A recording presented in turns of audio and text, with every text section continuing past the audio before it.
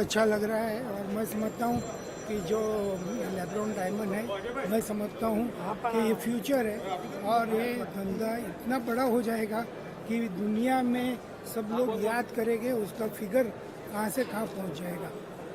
Sir आज ये कितने 2 साल को लॉकडाउन भी लगा था, वो कितने टाइम के बाद ये एग्जीबिशन लगा है? बहुत टाइम के बाद एग्जीबिशन लगा है। हाँ, मगर ये फ्यूचर है और ये बड़ा ही होते जाएगा और ये तो कुछ नहीं है, आगे आप देखेंगे उसकी क्या रौनक होगी। Thank you sir, thank you. Today is very special days. Thank you to Mr. Chairman and the committee to invite me to join these marvelous events. The lab-grown diamond, in my opinion, is the industry for the futures. You see that? It's made by the technologies, it's eco-friendly, and it's suited for the need of the new generations. And I'm very happy to learn that the industry, this kind of industry in India is expanding very fast and adding a lot of value into the export market. This year maybe it just start for 1 billion, and I'm very confident that the market will be expand, and coming here to the expo is like an eye-opening event. I learned a lot of new things, and I'm looking for the way that our two countries can cooperate together, because you know that Thailand is one of the major exporting of the jewelry as well, but is in the different ones is precious stone. India is famous for the diamonds, but I think that we will have some way to cooperate in the futures. We also planning to have अगर मैं हिंदी में translate थोड़ा सा okay हाँ चल रहा है। उनको बहुत खुशी हुई है यहाँ आके। उनको लगा कि ये देखने के बाद उनको लगा कि ये बहुत बड़ा मार्केट होने वाला है। अभी 1 बिलियन का है। उनको लग रहा है कि फ्यूचर में ये इंडिया से बहुत बड़ा मार्केट हो जाएगा। थाईलैंड में कलरस्टोन है, इंडिया में डायमंड्स है। वो सोच रहे हैं कि सेमी प्रेशियस स्टोन और कलरस्टोन के साथ डायमंड का ज्वेलरी बन रहा है। फ्यूचर में लैब-ग्रोन के साथ भी ज्वेलरी बनेगा और इंडिया और थाईलैंड 2 कंट्री के साथ कोऑपरेशन के साथ ये ज्वेलरी, लैब-ग्रोन की भी ज्वेलरी बहुत आगे बढ़ेगी।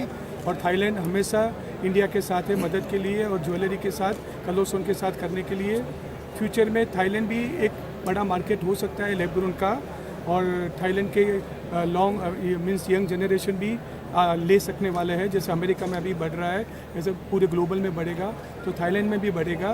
तो थाईलैंड इज़ ऑल्सो रेडी है उनके लिए।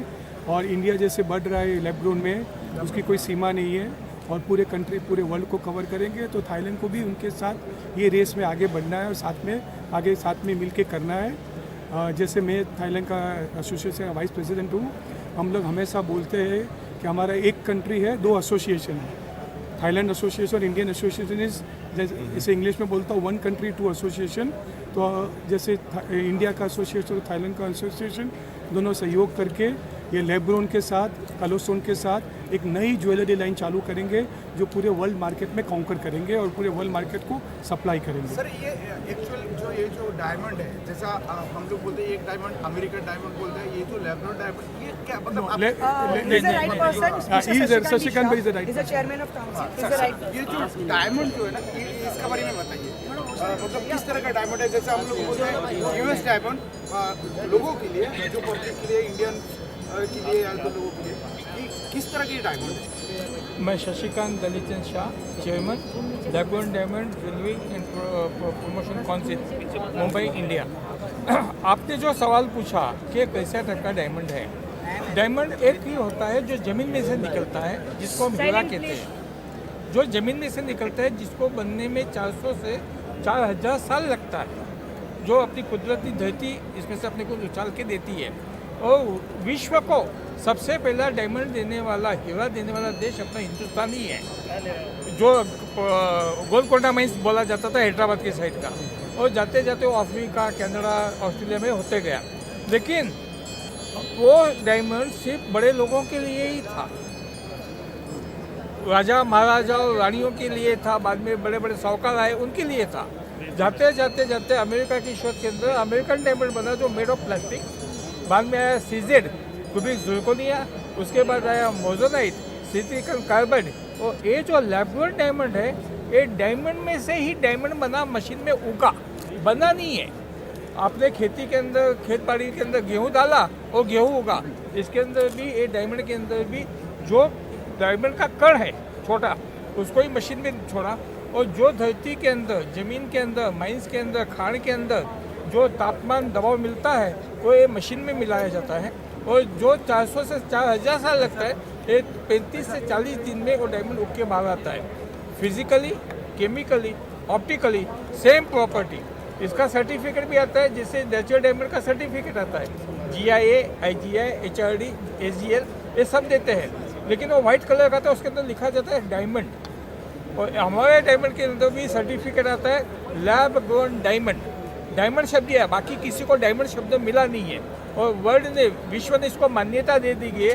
अपने देश में अपने प्रधानमंत्री श्री नरेंद्र भाई मोदी ने भी इसको मान्यता दी है। और अपने कॉमर्स मिनिस्टर श्री पीयूष गोयल जी ने इसके लिए बहुत बढ़ावा देने का आयोजन किया है कि ये अगर बढ़े और बैंकॉक के साथ भी हमारे संबंध बढ़े, तो हम दोनों मिलके रत्न और हीरा का भी ज्वेलरी पूरे विश्व में दे सकते हैं। इससे अपने देश में ही बनेगा, अपने देश में ही तलाशा जाएगा, और अपने देश से हम विदेश में भेजेंगे तो अपने लोगों को, अपने कारीगर को काम मिलेगा, अपना पैसा अपने देश में रहेगा। जैसे कच्चा डायमंड हीरा लाता है तो हम इंपोर्ट करते हैं, तो अभी इंपोर्ट नहीं है, हमारे खेत में ही उगेगा, तो अपने देश को फ़ायदा होगा, अपनी जनसंख्या को इसका फ़ायदा। दूसरी बात, अभी B+ 18 साल की लड़की से 35 साल की बहन को ये डायमंड खरीदने का दिल है, वो साकार होगा कि इसकी कीमत नेचुरल डायमंड से करीबन 40 से 45 से 50% कम है। तो जैसे आपको ये डायमंड लेना है, तो वो डायमंड लेने जाओ तो लाख रुपया बोलेगा, लेकिन ये डायमंड 50,000 मिलेगा तो आप अपनी घरवाली को बोलेंगे, ये दीपावली को मैं आपको एक डायमंड तो दिला सकता हूँ। तो ये जो है, इसके अंदर जैसे एक माता अपने बच्चे को जन्म देती है, जिसको हम नेचुरल डिलीवरी कहते हैं, बाद में आता है सिजेरियन, बाद में आता है IVF, और सबसे लेटेस्ट टेक्नोलॉजी आई है क्लोनिंग बेबी। ये डायमंड भी क्लोनिंग बेबी के जैसा ही है, लेकिन बेबी का सर्टिफिकेट के ऊपर हिंदुस्तान की सरकार भी ले नहीं देती कि उसका जन्म कैसे हुआ है। लेकिन हम तो हमारा डायमंड कैसा होगा है, ब्लैक गोल्ड के अंदर होगा है, सर्टिफिकेट पे लिख के अपने कस्टमर को, अपने ग्राहक को कहीं पे भी अविश्वास न हो, विश्वासीय पात्र बन के हम उनको बेचते हैं। और ये इंडस्ट्री कहाँ जाएगी, इसका कोई अंदाजा नहीं है। आज 2022 में आज है हमारा दूसरा शो है, आप सब लोग आए हैं, सवाल पूछते हैं, तुमको खुशी होती है कि आपको भी कितनी जानकारी लेनी है।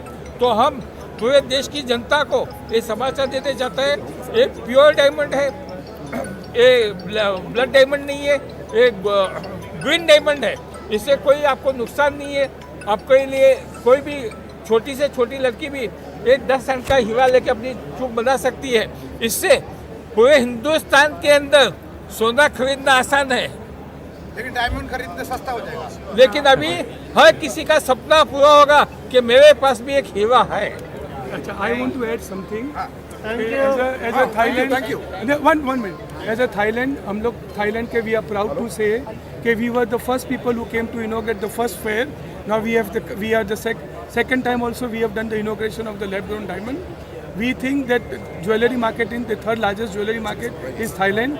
The lab-grown diamond will be coming to Thailand to make jewelry and send it to America. मेरा last statement है, with the lab-grown diamond, this will become the luxury diamond is going to be the most affordable luxury for every woman in India and the world. Thank you.